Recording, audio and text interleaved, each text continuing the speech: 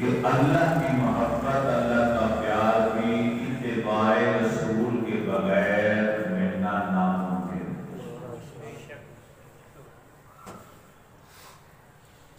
اتباع کا تقاضا ہے،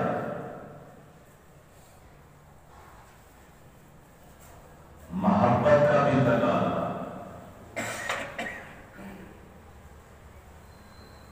کہ جس سے محبت ہو کہ اس کا کہا بھی مانا ہے، جس سے عشق ہو، محبت ہو، دلی پیار ہو کہ اس کی پیروی بھی کی جائے۔ ایسا نہیں ہو سکتا کہ مجھے اللہ اور اس کے رسول سے پیار ہو، دعویٰ ہو میرا کہ میں اسے پیار کرتا ہوں، اور پھر میں نہ اللہ کا کہا مانوں نہ اللہ کے محبوب کی بات مانوں۔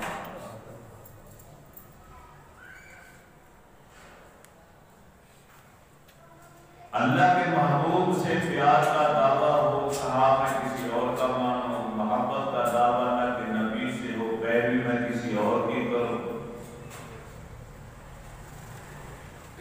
دعویٰ ہو امام حسین سے عشق کا اور میں اتباع پیروی یزید کی کروں، اسے محبت نہیں کہتے، اسے منافقت کہتے۔ اور ایک مسلمان کے پاس سب سے بڑی دولت، سب سے بڑا قیمتی سرمایہ اگر اس کے پاس ہے تو وہ محبت رسول۔ یہ پلے باندھنے،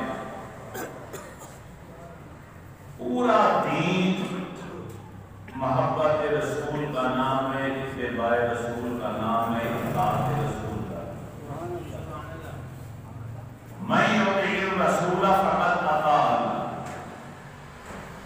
جس نے رسول کی اطاعت کی وہ یقین کر لے کہ اس نے اللہ کی ہی اطاعت کی۔ رب تو نہیں دیکھا کسی نے، نہ دیکھا ہے، نہ اس کی بات سن سکتے ہیں، نہ ہمارے اندر اتنی طاقت ہے۔ اللہ کے محبوب بھی ہمارے سامنے قابل عمل نمونہ و حیات طیبہ بے پیاری سیرت لے کر آئے کہ جس کو اپنا کر مسلمان اللہ کا بھی محبوب بن جاتا ہے، اللہ کے محبوب کا بھی محبوب بن جاتا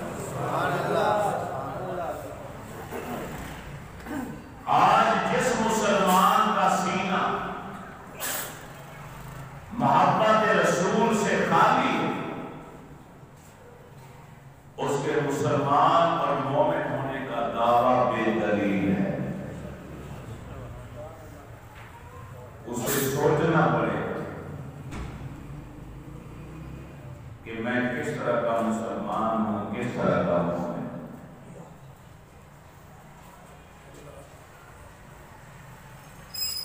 یہی وہ سرمایہ حیات ہے۔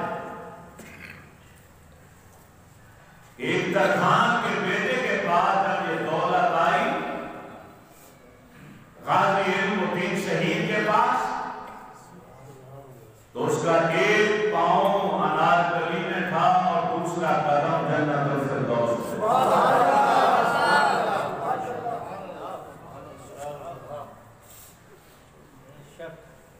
بڑی بڑی ہستیاں رو رو کے نڈھال ہو رہی، قبر پر مٹی بھی ڈال رہی تھی، فخر بھی محسوس کر رہی تھی کہ آج کے رسول کی تربت پاک پر مٹی اپنے ہاتھوں کی مٹھیاں بھر کر ڈالنے کی سعادت ہمیں نصیب ہو رہی۔ اور زبان پر یہ الفاظ بھی تھے کہ اسی بڑے بڑے علماء پیران نام ابن دانشور عظیم سوچتے رہے کہ ترخان کا پتر والی ہے۔ آئیے ذرا ان کی سیرت کے حوالے سے آج گفتگو کرتے ہیں۔ اتنی شہرت میں کیسے ہوئی، اتنا نام انہوں نے کیسے پایا؟ اللہ اس کے رسول کی بات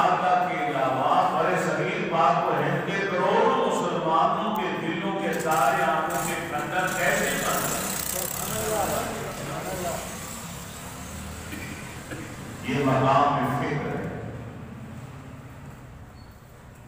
آج ہمارا دل دکھی ہے کہ ایک بہت بڑے عالم، محدث اور سچے عاشق رسول دنیا سے چلے۔ یہ خلا کبھی پر نہیں ہوگا۔ اکتوبر نومبر دونوں مہینے ساتھ ساتھ 31 اکتوبر کو اس عاشق رسول کو تخت دار پر چڑھا دیا گیا اور 13 دن کے بعد مسلمانوں کے مطالبے پر میاں والی جیل کے قیدیوں والے قبرستان میں سے قبر کھول کر جب لاشیں کو نکالا گیا تو 13 دن کے بعد بھی یوں لگتا تھا کہ چند لمحے پہلے دفنایا گیا ہے، چند لمحے کے بعد نکالا گیا۔ سبحان اللہ۔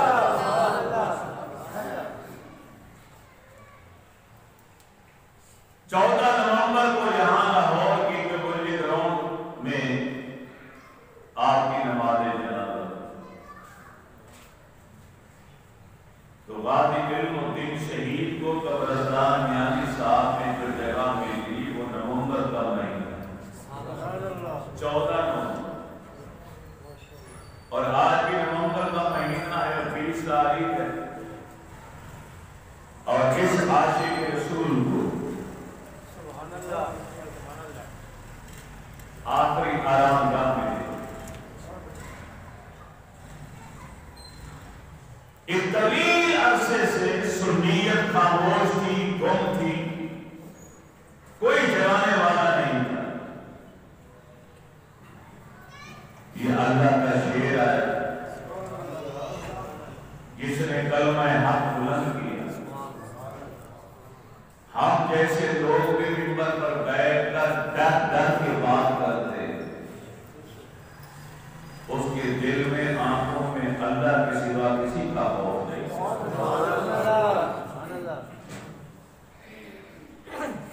کہنا یہ چاہتا ہوں کہ جو اللہ اور اس کے حبیب سے عشق کر لیتا، وہ علامہ خادم حسین رضوی صاحب ہو رحمت اللہ تعالی علیہ، یا غازی علم الدین شہید ہو، یا عبدالعزیز ہو، یا خدا بخش ہو، یا عامر جیمہ ہو، یا ممتاز قادری ہو، یا کوئی اور، جو بھی اللہ اور اس کے محبوب سے سچا عشق کر لیتا ہے، پیار کا رشتہ جوڑ لیتا۔ میں جانتا ہوں یہاں پہ مختلف سیاسی جماعتوں سے تعلق رکھنے والے احباب ہوں، دل چھوٹا نہ کریں، سیاست کو نچلا درجہ دیں، مذہب اور دین کو اوپر والا درجہ دیں۔ سیاسی طور پر ہمارا اختلاف ہو سکتا ہے، کسی کے ساتھ بھی ہو سکتا ہے، لیکن اب تو دشمن بھی کہہ رہے ہیں کہ یہ سچے عاشق ہیں۔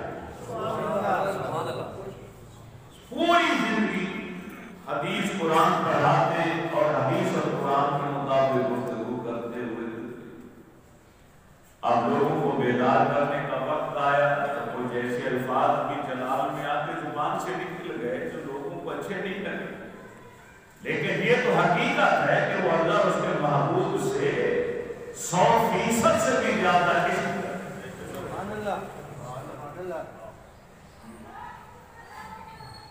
طالبان ایک ترخان ہے، شرافت، دیانتداری، اخلاق ورثے میں ملا۔ نجاری جو بنو نجار کے قبیلے سے چلی آ رہی ہے، آپ کو 1450 سال پیچھے لے چلو کہ جب نبی علیہ السلام،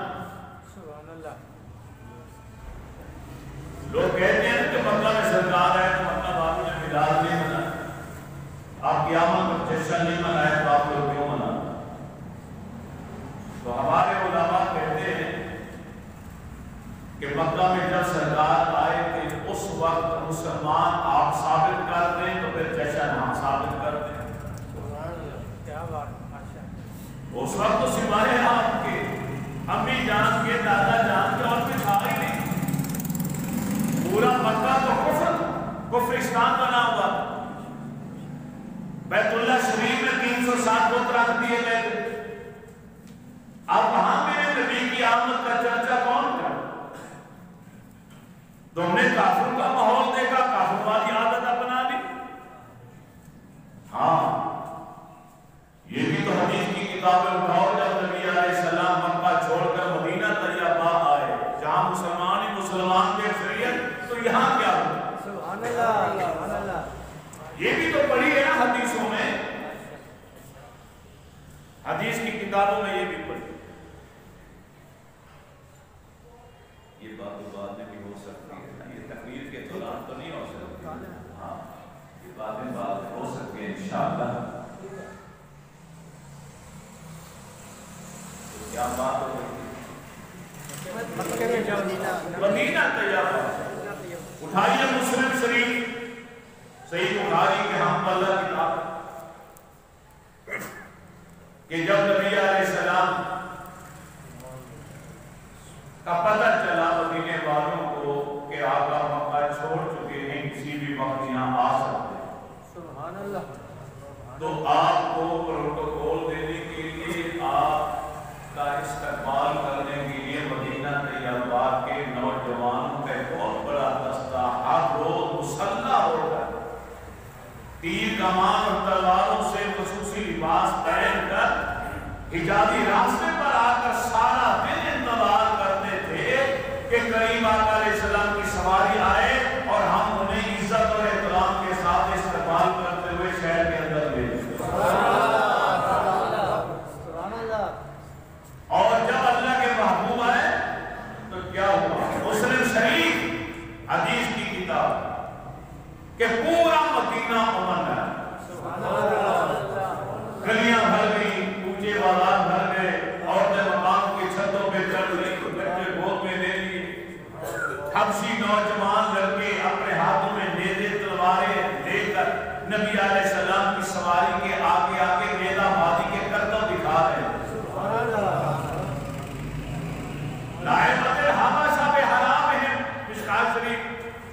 کہ حبشی نوجوان اپنے نیزوں کے ساتھ کھیل کرتب دکھاتے ہوئے اللہ کے نبی کے آگے آگے جشن مناتے ہوئے چلے جائے.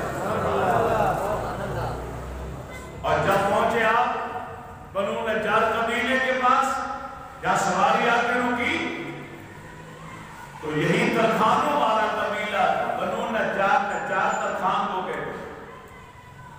ان کی بچیاں تھی کہ جنہوں نے اللہ کے نبی کو دیکھا تو دف بجا کر گیت گایا، استقبال کیا. طلع البدر علینا من ثنیات الوداع وجب الشکر علینا ما دعا للہ داعی. تب بھی بجا رہی تھی بچیاں، اللہ کے نبی کا استقبال کر رہی تھی، اور تمام گلیوں میں بازاروں میں لوگوں کا ایک ہی نعرہ تھا، یا محمد یا رسول اللہ، یا محمد یا رسول اللہ. یہ نعرہ آج سنیوں نے نہیں نکالا، اس دن سے چلا. اور اس کا ایک حوالہ اور بھی دے دو کہ جب جنگ یمامہ ہوئی، مسیلمہ کذاب چونکہ مدعی نبوت کا خاتمہ کرنے کے لیے صدیق اکبر رضی اللہ تعالیٰ عنہ کے دور میں، وہ بھی اپنے آپ کو مسلمان کہتے تھے. تو حضرت خالد بن ولید کو جب فتح نہیں ہو گئی تو صدیق اکبر کی طرف انہوں نے خط بھیجا کہ آقا کیا کریں، میرے مومنین بتائیے کیا نکالیں، ادھر بھی مسلمان ادھر بھی مسلمان، ہم بھی نعرے تکبیر لگاتے وہ بھی نعرے تکبیر لگاتے. امیر المومنین صدیق اکبر رضی اللہ تعالیٰ عنہ نے فوراً خط لکھ کے بھیجا سپہ سالار کی طرف کہ تم نعرہ رسالت لگاؤ، یا رسول اللہ کے نعرے لگاؤ، تاکہ پتہ چلے منافق کون ہے، مسلمان کون ہے. اب وہ سے نعرہ توحید لگاتے تھے اللہ اکبر کا، اور جو مسلمان صحابہ تھے اور ان کے ساتھ لشکر والے تھے یہ اللہ کا نعرہ بھی لگاتے تھے اور یا رسول اللہ کے نعرے بھی لگاتے تھے. جس سے فرق کا پتہ چلا. مکے میں سرکار ہے، مکے والے کافر تھے، کسی نے آپ کی آمد کا جشن نہیں منایا، تم نے ان کی بھی پھڑ لی پکڑ لی اور مدینے میں سرکار کی آمد ہوئی تو خوب چلتے ہوئے نعرے لگے جشن منائے گئے وہ تم نے نہیں دیکھا ہمیں خوشی ہے کہ ہم نے مدینے والوں کی سنت کو اپنایا مدینے والوں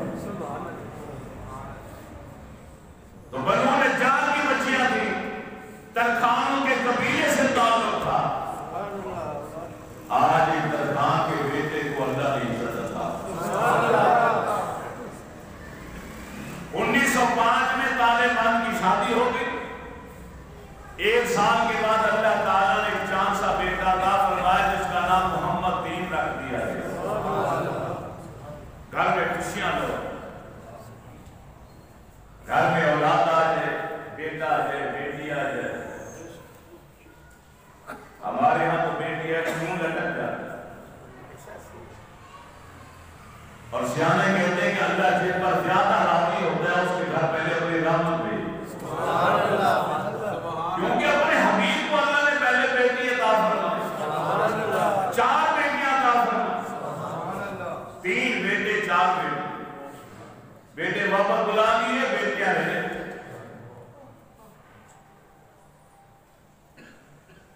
نبی کریم علیہ السلام نے جب ان بچوں کی تب بجاتے ہوئے منظر دیکھا تو آپ رک گئے تمام بچوں کے سر پہ ہاتھ ہے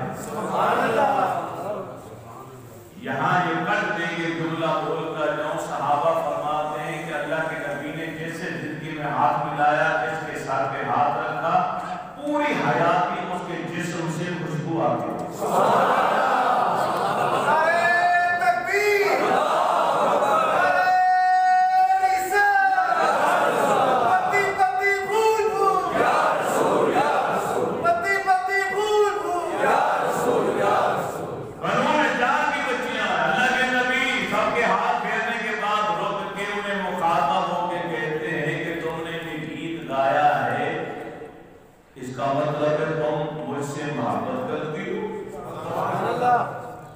باقی تمام بچوں نے بجا جمع ہو کے کہا یا رسول اللہ ہم آپ سے بے پناہ پیار میں معاف آپ نے پھر پوچھا پھر یہی جواب دیا آپ نے تیسری بار پوچھا جب تیسری بار یہی جواب بچوں نے دیا تو اللہ کے نبی نے ہاتھ کھڑا کر کے فرمایا اللہ کو گواہ بنا کے کہتا ہوں میں بھی تم سے پیار کرتا ہوں یہ اشارہ تھا قیامت تک کے آنے والے عاشقوں کو بتانا تھا کہ جو نبی سے پیار کرتا ہے وہ اندر سے خوش ہو جائے کہ اللہ کے محبوب بھی اس کو اس سے پیار کرتا ہے محمد دین جب بھی کام پر شام سے واپس آتے ہیں کام سے شام کو تو اپنے محمد دین بیٹے کے لیے بھی طالبان کچھ نہ کچھ لے کر آتے 2 سال کے بعد 4 دسمبر 1908 آج کے اندر یعنی 6 میں محمد دین آیا 5 میں شادی میں 1 سال بعد محمد دین آیا پھر 2 سال 4 دسمبر کو اللہ نے ایک اور بیٹا کام پر جانے لگے کہ گھر سے آواز آئی دانے مند رک جائیے آج کام پر مت جائیے محمد دین کی والدہ کی طبیعت کو ٹھیک نہیں لگتی آج اوزار رکھتی ہے کمرے میں جا کر بیٹھ کے دعا مانگنی شروع کر وہ سہانی گھڑی آ گئی جس میں کانوں میں آواز پڑی مبارک ہو اللہ نے ایک اور بیٹا عطا کر دیا اس بیٹے کا نام علم الدین رکھ دیا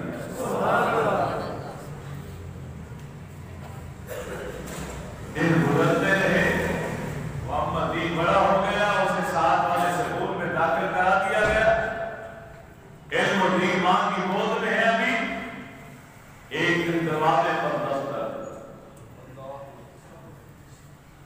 اللہ کے نام پر سوالیوں کچھ خیرات عطا کر دیجئے طالبان کی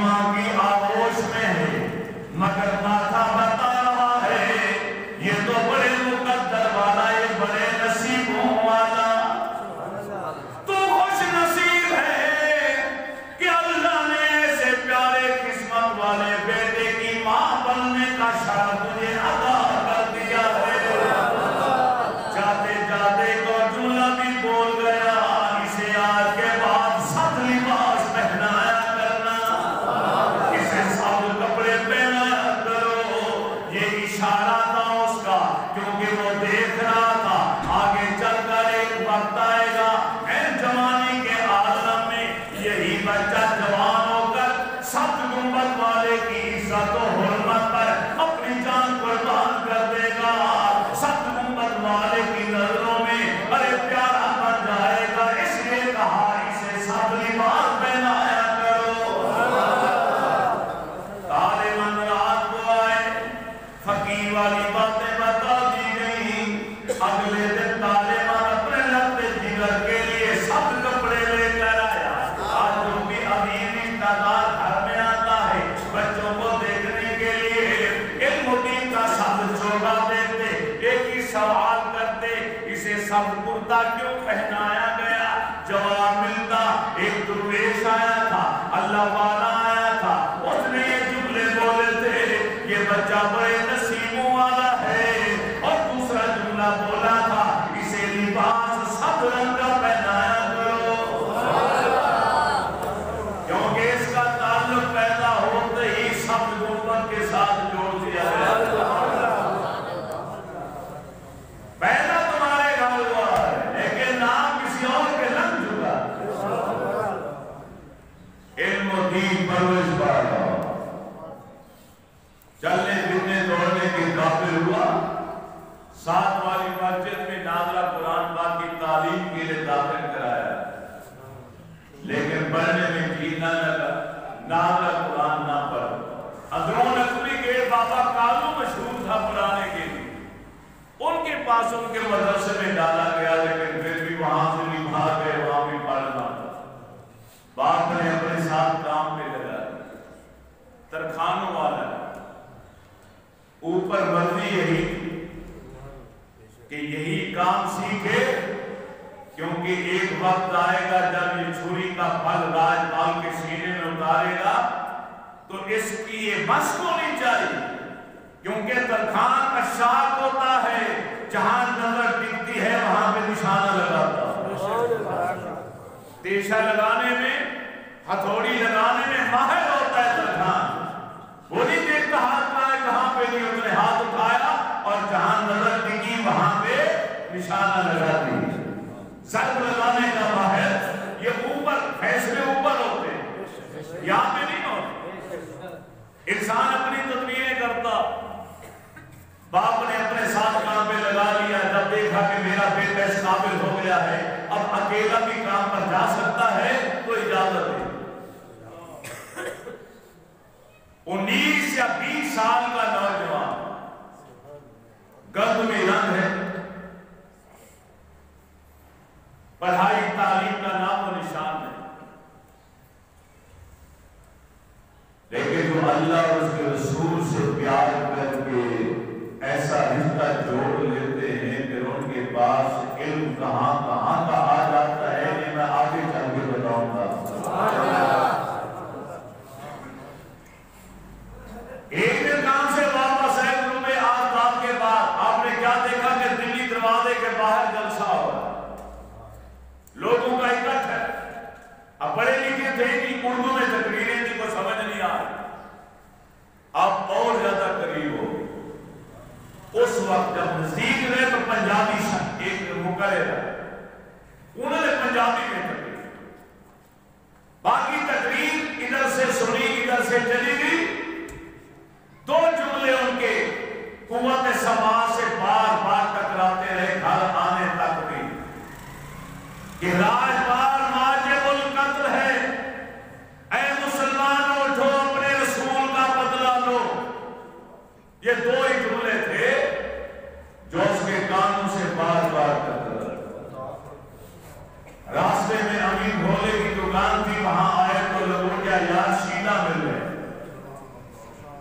شیدے نے پوچھا علمالدین آج دیر سے کیوں آئے ہو؟ کب سے میں انتظار میں کھڑا ہوں؟ فرمایا تم یہی ٹھہرو میں ابھی آتا ہوں پھر بتاؤ۔ گھر آئے اوزار کا تھیلا رکھا، باپ تیشے کی دھار ٹھیک کر رہا تھا، اس کے پاس آ کر بیٹھے۔ ابا جان کی زبان پر ایک ہی سوال، بیٹا دیر کیوں ہو گئے، دیر کیوں کر دی؟ کیا چھٹی دیر سے ہوئی؟ ابا جان نہیں، چھٹی وقت پر ہوئی، راستے میں دے دو۔ کیا کوئی یار مل گیا تھا؟ نہیں، ایک جلسہ ہو رہا تھا، میں وہاں رک گیا، مقرر تقریریں کر رہے تھے اور کی تقریریں سننے لگے۔ بیٹا کیوں جلسہ ہو رہا تھا، کیا تقریر ہو رہی؟ کیونکہ علم و دین جس طرح کی زندگی گزار رہا تھا اسے قطعاً علم نہیں تھا کہ ملک میں کیا ہو رہا۔ آج پہلی بار تقریر سنی تو دو جملے سمجھ میں آئے، اپنے باپ کے سامنے دونوں جملے رکھ دیے اور ساتھ ہی سوال کر دیا،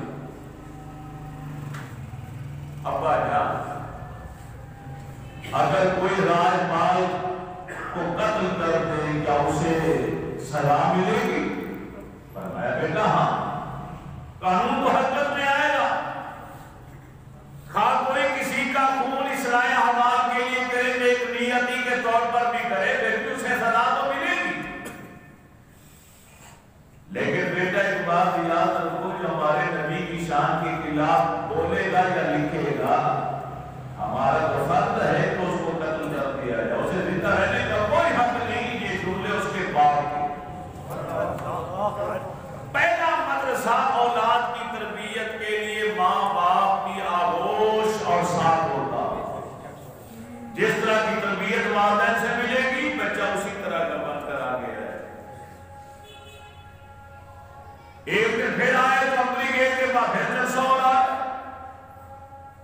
ایک دن پھر آئے تو پھر بچے وزیر خان سے گزرے تو وہاں جلسہ ہو رہا تھا۔ اب شیدے کو ساتھ لیا اور اس کو ساری کہانی سنا دی۔ یہ لنگوٹیا یاد تھا علمالدین، باپ طالبان بھی راضی نہیں تھا ان کی یاری پر، شیدے کا باپ بھی سخت ناراض تھا۔ لوگ جا کے بتاتے تھے کہ علمالدین اور شیدہ اکٹھے گھومتے پھرتے رہتے ہیں، کئی گھنٹے دن ساری رات اکٹھے رہتے ہیں، ہمارا ہو گیا تمہارا شیدہ۔ لیکن خدا کی قسم جس دن حقیقت کا علم ہوا تو شیدے کا باپ زار و قطع رو بھی رہا تھا، اپنے شیدے کو سینے سے لگا کے اس کے ماتھے کو چوم بھی رہا تھا۔ باپ کو کیا معلوم کہ میرا بیٹا اس قدر پاک راستے کا راہی نظر آتا ہے۔ علمالدین رات کو سویا خواب میں منظر دیکھا، ایک سب لباس والے بابا جی آئے، چہرے پر نوری نور تھا، ٹکٹکی باندھ کر دیکھنے کو جی کرتا تھا لیکن آنکھیں خیرہ ہو جاتی تھی۔ فرمایا بیٹا علمالدین یہ کام صرف تم نے کرنا ہے، اور تو جلدی کرو کہ ایسا نہ ہو کوئی اور نمبر لے جائے۔ آنکھولی دوسرے رو پھر یہ ایماندار تیسری بار جب یہ خواب دیکھا، شیدے کا ہاتھ پکڑا، ارے سیدھا آئے بھاٹی کے سامنے گراؤنڈ میں آ کر بیٹھ گئے، شیدے کو خواب سنایا۔ شیدے کی آنکھیں پھٹی کی پھٹی رہ گئی، کیونکہ جو خواب علمالدین نے دیکھا تھا وہی خواب شیدے نے بھی دیکھا۔ شیدہ کہنے لگا علمالدین یہ خواب تو میں نے بھی دیکھا ہے۔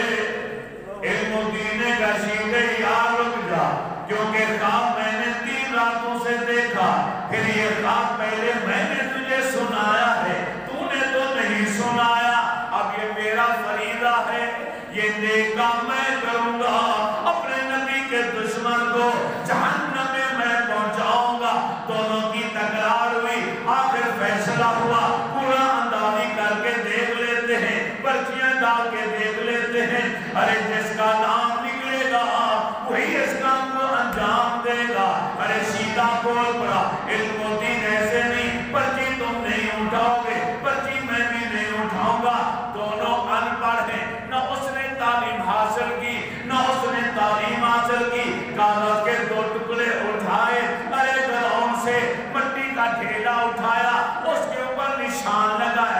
نشان لگانے کے بعد کہا ارے بچے کو بلاتے ہیں پرچیاں لپیٹ کر ڈال دیتے ہیں نشان والی پرچی جس کے ہاتھ میں وہ بچہ پکڑا دے گا سمجھیں گے پورا اسی کے نام نکلا 9 عمر کہنے والے لڑکے کو آواز دی گی پرچیاں لپیٹ کر پہن دی گئی اور بچے نے پرچیاں اٹھائیں ایک شیدے کی ہتھیلی پر رکھ دی ایک علم الدین کے ہاتھ میں دے دی جب اسے کھولا گیا وہ خالی نشان والی پرچی علم الدین کی مٹھی میں علم الدین اچھل پڑا خوشی سے چہرہ سرخ ہو گیا یا اللہ تیرا شکر قرآن دانی میں میرا نام نکلا سیدھا رو پڑا کہنے لگا یار ایک مرتبہ پھر قرآن دانی کر لیتے ہیں دوبارہ قرآن دانی ہوئی پھر علم الدین کا نام لکھا سیدھا پھر اصرار کرنے لگا اے میرے جگری یار دنیا والوں کا دستور ہے قرآن دانی 3 بار ہوتی ہے اسی بار بھی کر لیتے ہیں سبحان اللہ یہ دنیا کو حاصل کرنے کے لیے نہیں مقابلہ ہوتا اقتدار کو حاصل کرنے کے لیے نہیں دنیا کا چاہو منصب حاصل کرنے کے لیے نہیں عزت رسول پر جان دینے کے لیے ناموس رسالت پر حرمت رسول پر کٹ بھرنے کا جذبہ ہے دونوں کے دلوں جب تیسری بار قرآن دانی کی گی پھر بھی علم الدین کا نام نکلا رشیدے کی آنکھوں میں برسات آ گئی ارے تاثر تیرتے ہوئے رخساروں پر آ گئے ارے علم الدین کو گلے سے لگا لیا بغل گیر ہو گئے علم الدین تجھے مبارک ہو ارے ہم فیصلہ قدرت کا منظور کرتا ہوں علم الدین خوشی خوشی گھر آتا ہے ارے رات گزارتا ہے ارے صبح ہوئی تو کیا دیکھا ابا جان سے میں بیٹھے ہیں اپنے اوزار کو درست کرنے لگے بھائی محمد دین کو دیکھا وہ اپنے کمرے میں بیٹھے ہیں دفتر کا کام کاج کر رہے ہیں ارے اپنی بھابھی کو دیکھا محمد دین کی بیوی اپنی بیٹی کو اپنی گود میں لے کر سلانے کی کوشش کر رہی تھی اپنی ماں کو دیکھا جو گھر کی صفائی ستھرائی میں لگی تھی علم الدین اٹھا سیدھا اپنی ماں کے پاس آیا اماں جان آج گڑ والے میٹھے چاول کھانے کو جی کر رہا ہے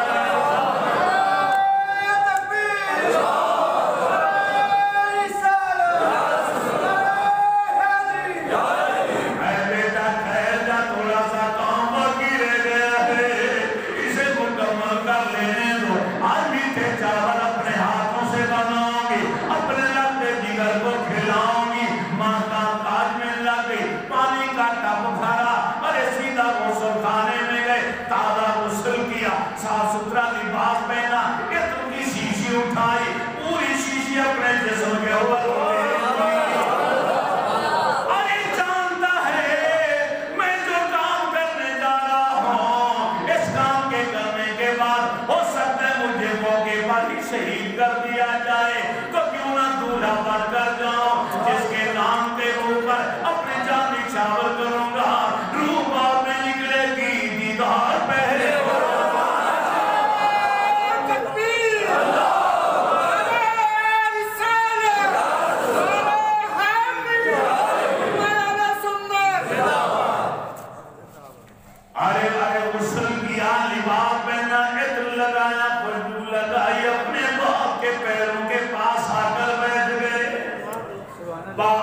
بچے باپ کے سرہانے نہیں بیٹھتے بندی کی طرف آ کر بیٹھتے ہیں ارے اماں جان گڑ والے میٹھے چاول پکا کر لے آئی آج آتی بار باپ بیٹے نے مل کر ایک ہی پلیٹ میں میٹھے چاول کھائے کسی نے دروازے پر دستک دی طالبان کو بلایا باپ چلا گیا باہر اس کے ساتھ علم الدین اٹھا اپنی بھابھی کے پاس آیا ہر روز عادت تھی کام پر جانے سے پہلے ایک آنا مانگا کرتے تھے آج علم الدین کی زبان سے نکلا بھابھی آج ایک آنا نہیں پورے 4 آنے لوں گا خیریت ہے علم الدین ہاں بھابھی کام ہے ضروری آج 4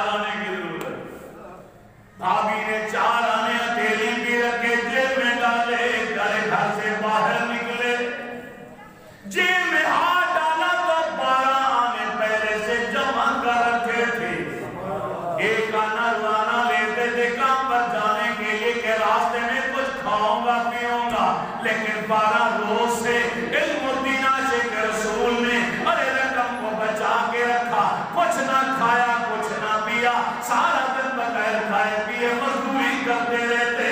12 آنے جیب کے اندر، 4 آنے بھابھی سے لے لیے، پورے 16 آنے بن گئے، یعنی 1 روپیہ۔ گمٹی بازار میں آ گئے، گمٹی بازار میں آتما رام کی دکان تھی چھریوں چاقوں کی، چھریوں والے ڈھیر کے پاس آ کے کھڑے ہو گئے، ارے انہیں ٹٹولنا شروع کر دیا۔ ایک چھری بڑی پیاری نظر آئی، شاید اسی چھری کی قسمت میں تھا کہ دشمن رسول کو جہنم رسید اس کے ذریعے کر دیا۔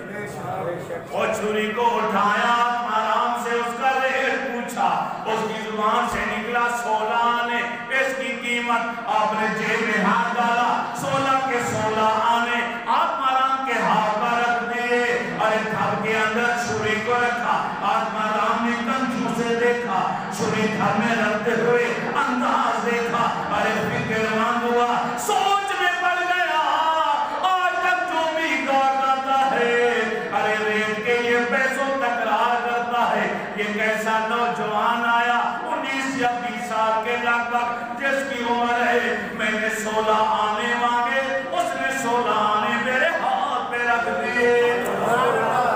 سیدھا انارکلی بازار کے اندر ارے داخل ہو گیا، ارے انارکلی بازار میں آتے ہوئے عزت پبلشنگ کا دفتر، اس کے سامنے راجپال کا دفتر تھا، اس سے تھوڑا سا آگے لکڑیوں کا ٹال، لکڑیوں کے ٹال کے ساتھ ہی کھوکے والا ایک نوجوان بیٹھا تھا، بینچ باہر پڑا ہے، علم الدین بینچ کے اوپر آ کر بیٹھ گیا، کھوکے والے جوان سے پوچھتا ہے کہ راجپال کا دفتر کون سا ہے؟ اس نے اشارہ کیا وہ سامنے والا، مگر ساتھ ہی کہہ دیا وہ بھی آیا نہیں، آیا نہیں۔ جب وہ دفتر آتا ہے گاڑی پر بیٹھ کر آتا ہے، پھر اندر لا کے کرسی پہ بیٹھ کے پہلے ٹیلی فون کرتا ہے، تھانے پولیس والے آ کے پھر پہلا دیتے، یہ باتیں بھی کھوکے والے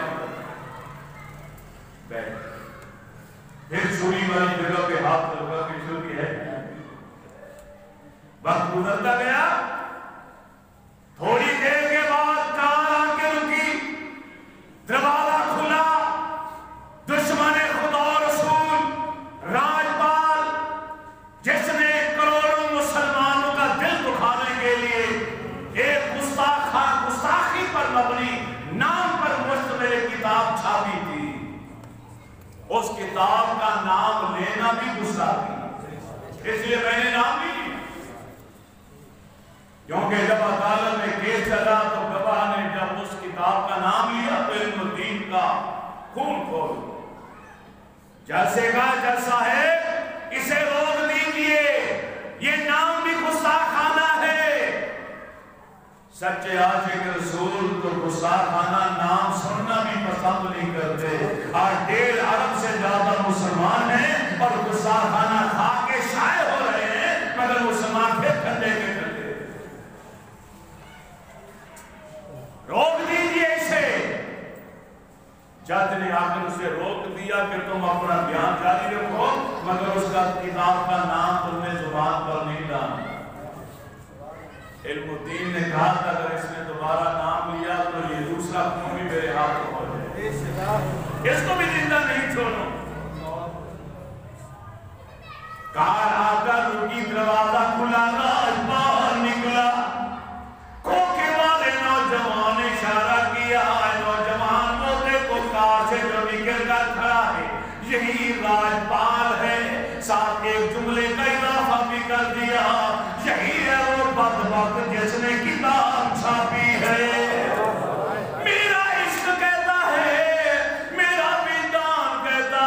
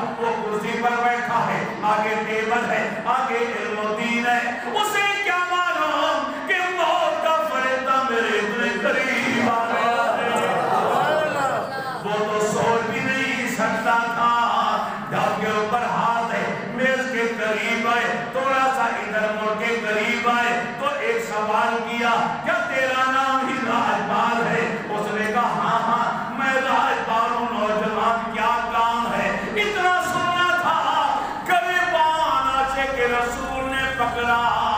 ارے پشاب تو پہلے سے تھا کہ نظر نکلنے والی جگہ پر ضرب لگانے کا ماہر تھا. ترخان کا کام کرنے والا تھا. جب سے چھری نکالی اور کلیجے کے اندر پیوست کر دی.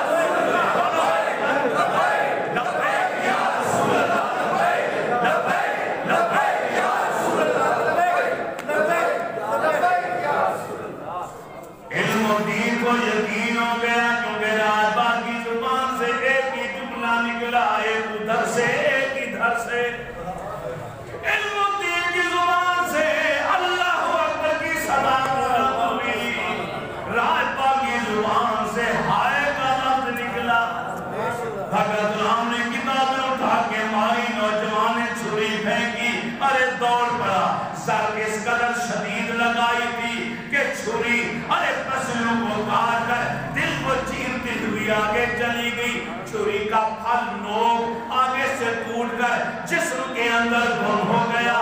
جب پوسٹ مارٹم رپورٹ آئی تو تحقیق ہوئی. ارے علاج ڈاکٹر کرتے رہے لیکن وہ چھری کی نوک دوبارہ نہ ملی. اس قدر کاری ضرب لگا. نماز اچھی، روزہ اچھا، حج اچھا، زکات اچھی. مولانا ظفر علی خان کی یہ ربائی ہے سبحان اللہ جو زندہ سلامت ہے. اس وقت جلسے کر رہے تھے آپ کے حق میں، اکرام نادر بات کروا رہے. سر محمد شفیع صاحب، علامہ محمد اقبال صاحب، سید مراتب علی شاہ گیلانی، سید دیدار علی شاہ قادری، بڑی بڑی شخصیات. نماز اچھی، روزہ اچھا، حج اچھا، زکات اچھی، مگر میں باوجود اس کے مسلمان ہو نہیں سکتا. کیوں؟ نہ جب تک کٹ مروں میں کھا جائے بطحا کی عزت پر خدا شاہد کہ میرا کامل ایمان ہو نہیں سکتا. نعرہ تکبیر، نعرہ رسالت. علم و دین نے دوڑ لگا دیا، گرفتار پکڑے گئے، گرفتار ہو گئے، تھانے لایا گیا، پولیس آ گئی. کشمیری بازار میں ابا جان طالبان کو خرید رہے تھے. وہاں آ کر کسی نے اطلاع کر دی تیرا بیٹا علم و دین گرفتار ہو گیا ہے. جس نے ہمارے نبی کی شان کے خلاف کتاب چھاپی رائے پر اس کو علم و دین نے اس کا خون کر دیا ہے. ارے جلدی جلدی سودا طلب نہیں چھوڑا، طالبان دوڑا. محمد دین کو اطلاع ملی جو مسجد وزیر خان کے پاس تھے. ارے وہ بھی بھاگا. شیدے یار کو اطلاع ملی تو وہ بھی بھاگا علم و دین کے گھر کی طرف. ارے کیا دیکھا؟ ارے ہزاروں کی تعداد میں عورتیں مرد جمع ہو چکی. پولیس آ گئی، طالبان کو گھر کے اندر معصوم کر دیا گیا. بعد پولیس کے پہرے لگ گئے کیونکہ ہندو جلوس نکال رہے تھے، ارتھی نکال رہے تھے. 5000 کا چندہ جمع کیا انہوں نے جلوس نکالنے کے لیے، ارتھی نکالنے کے لیے. خدشہ تھا کہ مسلمانوں کا قتل عام نہ شروع ہو جائے یا علم و دین کے گھر والوں کو ارے تحقیق نہ کر دیا جائے. پولیس گورنمنٹ کی طرف سے ارے پولیس کا پہرا لگا دیا. علم و دین گرفتار ہو گئے، سینٹرل جیل منتقل ہو گئے. اور یہاں شیدے کا باب، جب شیدے کی زبانی ساری کہانی کا پتہ چلا، قرآن دادی کا پتہ چلا، خواب کی بابت معلوم ہو، تو وہ بیٹا جو کل تک آنکھوں میں چمتا تھا آج آنکھوں کی ٹھنڈک بن گئی. باپ اپنے بیٹے کو شیدے کو سینے سے لگاتا ہے، ماتھا چومتا ہے. ارے بیٹا تو نے مجھے پہلے کیوں نہیں بتایا؟ میں ایسے تجھے آبادی کے تانے دیتا تھا. ارے آج تو نے یہ بتا کے کتنا ظلم کیا، پہلے بتا دیا ہوتا. ارے جاؤ بیٹا. اب روزانہ کا معمول بن گیا کہ بیٹے کو صبح سویرے منہ اندھیرے اٹھا کر علم و دین کے گھر کی طرف بھیج دیتا تھا باپ، اور خود بھی 2-3 چکر لگاتا تھا. بیٹا وہاں علم و دین کے گھر کے بعد سامنے جا کے کھڑے ہو جاؤ، پولیس والے اندر نہیں جانے دیتے، وہاں رک جاؤ باہر. ارے گھر والوں کو کچھ منگوانا ہوگا تجھے کہہ دیا کریں گے سارا دن تو نے علم و دین کا خادم بن کر ان کے گھر کی نوکری کر. پولیس والے ملاقات نہیں کرنے دے رہے. گیٹ چلا سیشن کورٹ کے اندر. سینٹرل جیل سے یہاں سے رات کے 9:30 بجے بس پر بٹھایا گیا. گجرانوالے پہنچایا گیا. رات کے 12 ساڑھے 12 بجے ریل گاڑی کے ذریعے میاں والی کی طرف روانہ کر دیا. میاں والی کے لوگوں کا کہنا جس صبح علم و دین میں پہنچنا تھا اطلاع تو ایسا تک پہنچ گئی تھی. آدھی رات گزر گئی. میاں والی کی گلیوں میں ننگے سر ننگے پاؤں صادق جوبہ پہنے ایک درویش ارے نعرے لگاتا ہوا گھومتا ہوا پھرتا ہوا نظر آیا. ارے میاں والی کے پاسیوں ارے خواب غفلت سے جاگ جاؤ, تمہارے نصیب جاگ گئے. سچا عاشق رسول تمہاری سرزمین پر آ رہا ہے. ارے اس کا استقبال کرو, تم تو قسمت والے ہو. ارے میاں والی کے باسی اٹھ کر بیٹھ گئے. صبح علم و دین کو میاں والی جیل میں پہنچا دیا گیا. سیشن کورٹ کی طرف سے فیصلہ ہوا, سزائے موت کا اعلان کر دیا گیا. سزائے موت. ہائی کورٹ کے اندر کیس چلا, پھر بھی سزائے موت. لندن کی پریوی کونسل 3 ماہ کے بعد اس نے فیصلہ کیا. علم و دین کے والد طالب جگری یار کو ساتھ لے کر بمبئی گئے. نوجوان وکیل کو وہاں سے کیا جس کا نام ہے محمد علی جناح, جو یہاں آئے بمبئی سے. ان کے رہائش, کھانے پینے, آنے جانے کے سارے اخراجات. ایک کمیٹی بن گئی تھی اس سچے عاشق رسول کی رہائی کے لیے. کچھ چندہ انہوں نے جمع کیا. 3,500 روپیہ طالب مند نے اپنا جمع کر کے رکھا ہوا. 2,000 روپیہ ادھار لیا, کسی سے قرض لیا. 18,200 روپیہ ٹوٹل خرچ ہوا پورے مقدمے کے. کتنے؟ 18,200 روپیہ. 3 ماہ کے بعد وہاں سے بھی فیصلہ آ گیا. رحمت اپیل بھی مسترد کر دی گئی اور سیشن کورٹ والے سزائے موت کے فیصلے کو بحال رکھا دیا.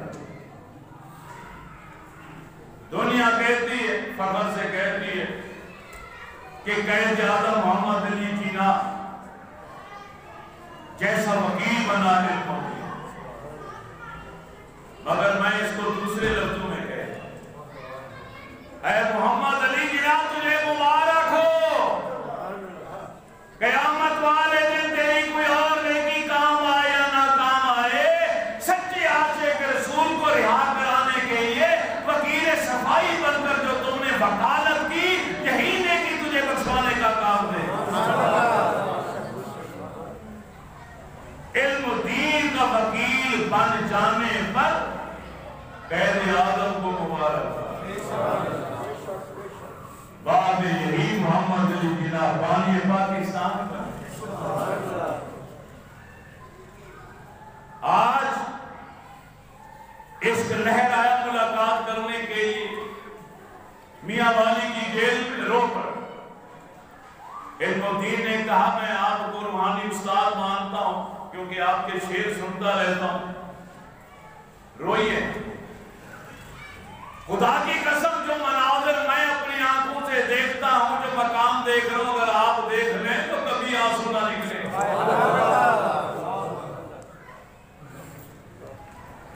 نوابدین سپاہی جب جنازہ ہو گیا تو بعد میں ایک تقریب ہوئی تو اس میں اس کو بلایا گیا نوابدین کو, تو اس نے ایک منظر پیش کی. نوابدین کہنے لگا میاں والی جیل میں کال کوٹری میں سچا عاشق رسول دروازے کے پاس پہرے دینے کی ڈیوٹی میری. میں پہرے دار. اچانک میں نے دیکھا اور ایک چھت پھٹ گئی, نور آیا, علم و دین کو اس نے اپنے گھیرے میں لے لیا. ارے پلک جھپکتی میں نے پھر دیکھا ایک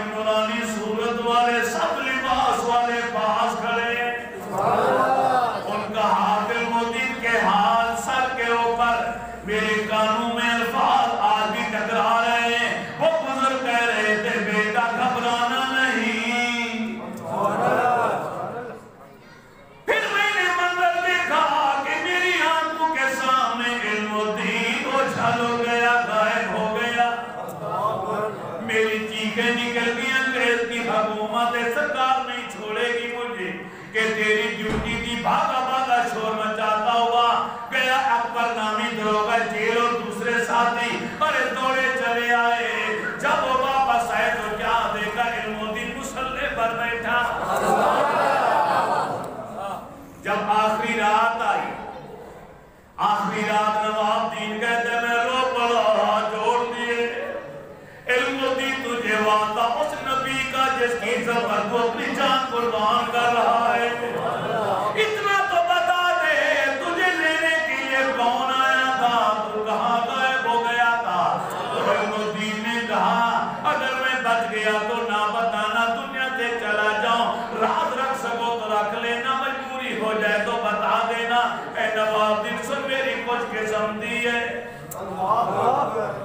مولا علی المرتضی تشریف لے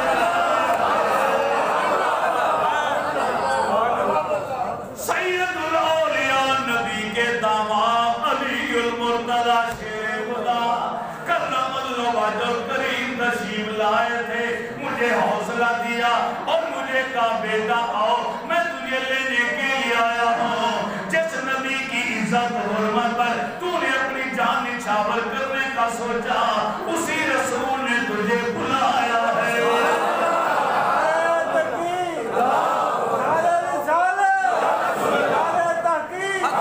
علی المرتضی نے مجھے ساتھ لیا نبی کی بارگاہ میں لے گئے ارے جب میں وہاں پہنچا تو میں نے اپنے نبی کو دیکھا میرے کریم آقا بیٹھے ہوئے ہیں دائیں جناب ابو بکر صدیق بیٹھے ہیں بائیں جناب عمر فاروق بیٹھے ہیں صحابہ کا اکٹھ ہے میری عزت کے ساتھ میرا استقبال ہوا مولا علی سے فرمایا اے علی المدین کو میرے قریب لے آؤ میں قریب آیا میرے رسول نے باہیں پھیلا دی مجھے سینے نبوت سے لگا لیا مجھے چھوڑ لیا اور پھر واپس سے مجھے باتیں فرمائی اور پھر فرمایا بیٹا اگر دنیا کی زندگی چاہتے ہو میں تیری مدد کرنے کے لیے تیار ہوں کوئی تجھے پھانسی نہیں دے پائے گا اب بولو کیا چاہتے ہو لیکن اگر تم بچ گئے تو عشق کی توہین ہو جائے گی علم الدین بولے یا رسول اللہ میرے ماں باپ پر قربان ہے اللہ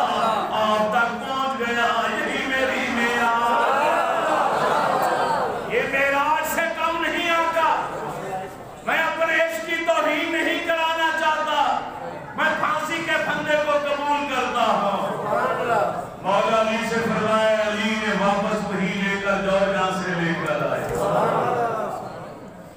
اما جان جب آخری ملاقات کے لیے آئی تو ماں رو پڑی فرمایا ماں اپنے آنسو صاف کر لوگوں کے بچے بھی مرتے ہیں کسی نہ کسی بہانے سے سب نے مر جانا تو یہ تو نہ کرنا چاہیے کہ تیرا نقطے جگر حرمت رسول پر جان ناموس رسالت پر جان دے رہا گمنامی کی زندگی ختم ہو گئی قیامت تک تیرا اور تیرے بیٹے کا نام رہے گا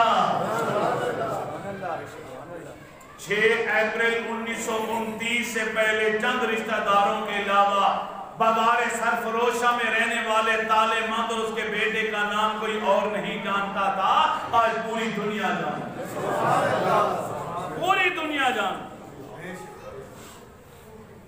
چنانچہ سیاح شریف والے پیر صاحب آئے ملاقات کے لیے فرمائش کرو بیٹا فرمایا عشق کی داستان سورہ یوسف کے اندر ہے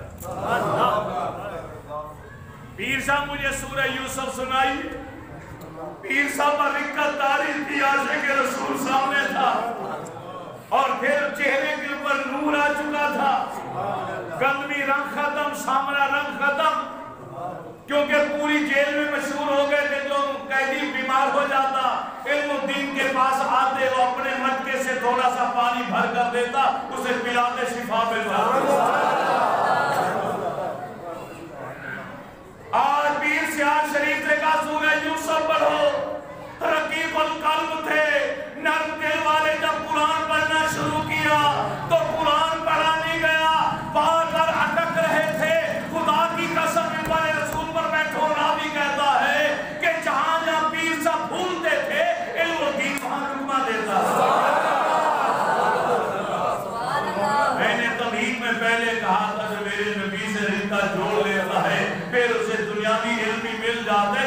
علم بھی مل جاتا ہے۔ جو ناظرہ قرآن نہیں پڑھا ہوا وہ سورہ یوسف میں لقمے دے رہا ہے، یہ عشق رسالت کی بدولت۔ چنانچہ آخری رات تالے ماند اور سارے میاں والی والے جیل کے باہر منتظر، آپ تہجد کی نماز پڑھتے ہیں، پھر درود شریف پڑھتے ہیں، پھر فجر کی نماز پڑھی تو بھاری قدموں کی چاپ سنائی، دروازہ کھلا، اکبر نامی مسلمان دروغہ جیل اور اس کے ساتھ مجسٹریٹ آگے رک گئے۔ مجسٹریٹ نے کہا علم الدین وقت آ گیا ہے، مسکرا کے بولے میں تو کب سے انتظار کر رہا ہوں۔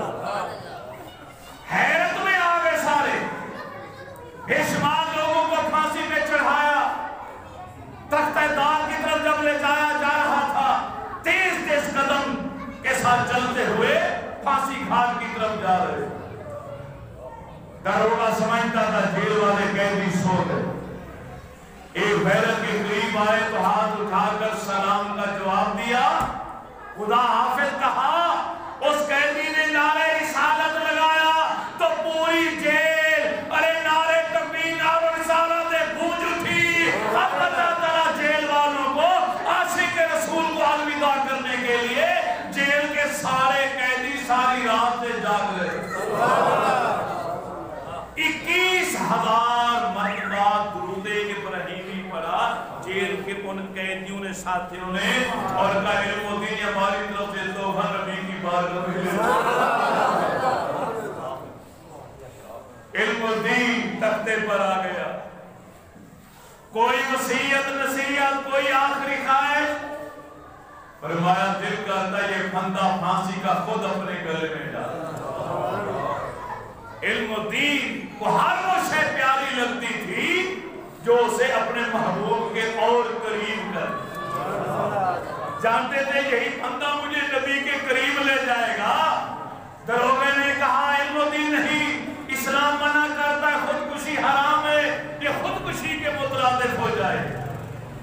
فرمایا کہ میرے ہاتھ پاؤں نہ باندھے جائیں، آنکھوں پر پٹی نہ باندھی جائے، تختہ جب کھینچا جائے میں تڑپنا چاہتا ہوں، پھلکنا چاہتا ہوں، جتنی زیادہ تکلیف اٹھاؤں گا اتنا زیادہ پیار اللہ کے حبیب کا۔ جیل والوں نے کہا نہیں ہمیں قانونی اجازت نہیں ہے۔ عاشق رسول کی آنکھوں پر کالی سیاہ پٹی باندھ دی گئی، ہاتھ باندھ دیے گئے، پاؤں باندھ دیے گئے، کالا ٹوپ اوپر چہرے پر چڑھا دیا گیا۔ جب چڑھانے لگے تو علم الدین نے وہاں موجود پولیس والوں سے کہا ارے گواہ رہنا دو باتوں کا، ایک بات یہ کہ میں نے ہی راجپال کا قتل کیا اور اپنے نبی کا بدلہ لینے کے لیے کیا، اس بات کی گواہی دینا، اور دوسری گواہی دینا کہ میں ہنستا مسکراتا ہوا یہاں آیا ہوں اور تمہیں گواہ بنا کر کلمہ بلند آواز سے پڑھنے لگا۔ عاشق رسول نے کلمہ پڑھا، ٹوپ چڑھا دیا گیا، مسجد جیل کا ہلکا سا اشارہ ہوا، ادھر تختہ کھینچا گیا، ادھر ایک ہی حرکت ہوئی، روح پرواز کر گئی۔ میرا عشق کہتا ہے، میرا وجدان کہتا ہے، اسرائیل کو رب نے پہلے سے کھڑا کیا ہوا تھا کہ یہ آنے والا میرے رسول کا سچا عاشق ہے، اور اسے تڑپنے پھڑکنے نہ دینا، اسے اذیت کی موت نہیں ملنی چاہیے۔ ادھر تختہ کھینچا جائے، ادھر گلدستہ پھولوں کا سنا کر روح کو پیار سے لگا جائے۔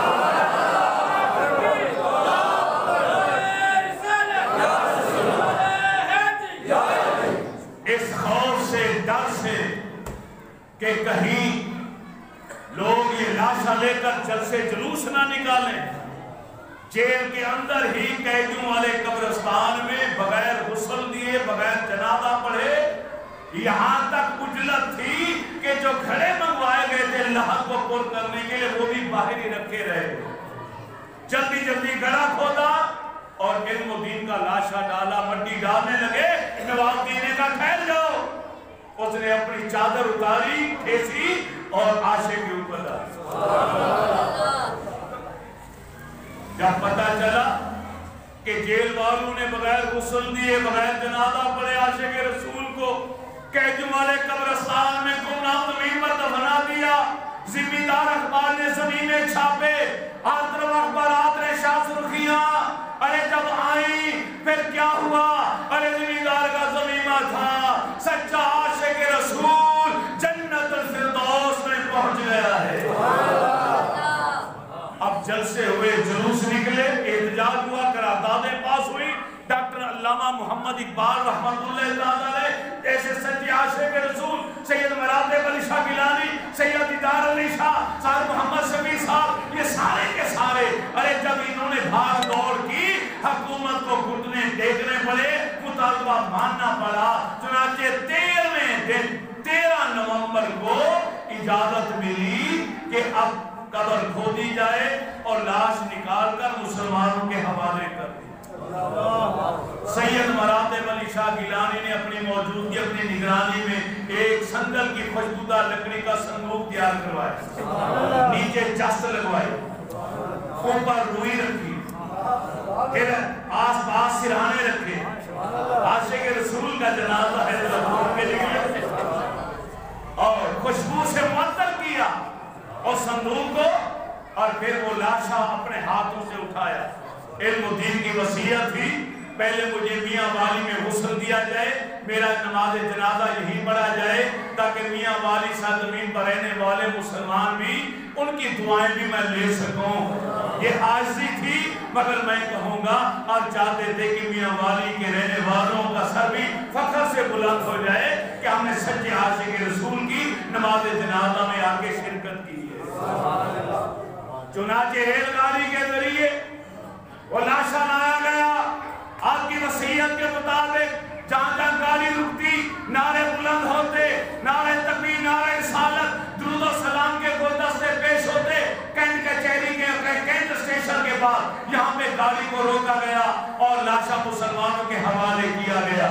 پھر صندوق سمیت وہ لے کر آئے المختصر چبورجی والی گراؤنڈ میں، آپ نے کہا تھا بابا تاج دین والی، ارے وہ 4 پہی لے کر آنا، جس پر بابا تاج دین شہد والے کو ارے لے جایا گیا تھا، اسی 4 پہی پر میرے لاشے کو لے جایا جائے۔ چنانچہ اس گراؤنڈ میں لایا گیا، پورے بڑے صغیر پاک کو ہند سے لوگ آئے، تعداد لکھی راویوں نے کہ 6.25 لاکھ سے زیادہ مسلمانوں نے نماز جنازہ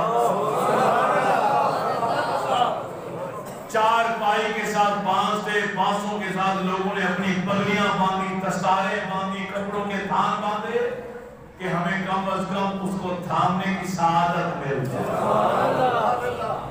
عورتیں دونوں اطراف میں ٹیلوں پر، چھتوں پر پھول کی پتیاں، کئی من پھولوں کی پتیاں مفت میں لوگوں نے آگے باندھی۔ قبرستان میانی صاحب میں لہذا کی وصیت مطابق تیار کی گئی کہ میری قبر اندر سے کچی بنانا، اوپر سے کھلی رکھنا، باران رحمت کا نزول ہو تو مجھے بھی وہ قطرے نصیب ہو جائے۔ جو تھڑا بنایا جائے اور تھڑے کے اوپر چاروں کونوں میں گلاب کے پھولوں کے پودے رکھے جائیں، یہ آپ نے وصیت میں لکھا۔ لاکھوں لوگوں نے نماز جنازہ پڑھا۔ آخری جملہ باپ سے پوچھا گیا جنازہ کون پڑھائے؟ آپ نے فرمایا یہ فیصلہ کرنے کا اختیار میں علامہ اقبال کے حوالے کرتا ہوں۔ علامہ محمد اقبال نے فیصلہ کیا سید دیدار علی شاہ صاحب وہ نماز جنازہ پڑھائیں گے، لیکن رش بہت زیادہ تھا، وہ شاید کہیں پیچھے رہ گئے، آگے نہ پہنچ پائے، تو جامع مسجد وزیر خان کے خطیب و امام قاری شمس الدین صاحب نے نماز جنازہ پڑھا۔ قاری صاحب کو لایا گئے قبرستان میانی صاحب کے اوپر، ہزاروں من پھول راستے میں نشاور ہو، قبر پھولوں سے بھر گئی۔ کیسا ہوتا ہے عاشق؟ کیسا ہوتا ہے عاشق کا جنازہ؟ عاشق کی قبر کیسی ہوتی ہے؟ وہ بعد میں پہنچتا ہے، دفن ہونے والی زمین پہلے خوشبودار بنا دی جاتی ہے۔ یہ تمہارا عقیدہ اور ایمان ہے۔ جب علامہ اقبال سید دیدار علی شاہ صاحب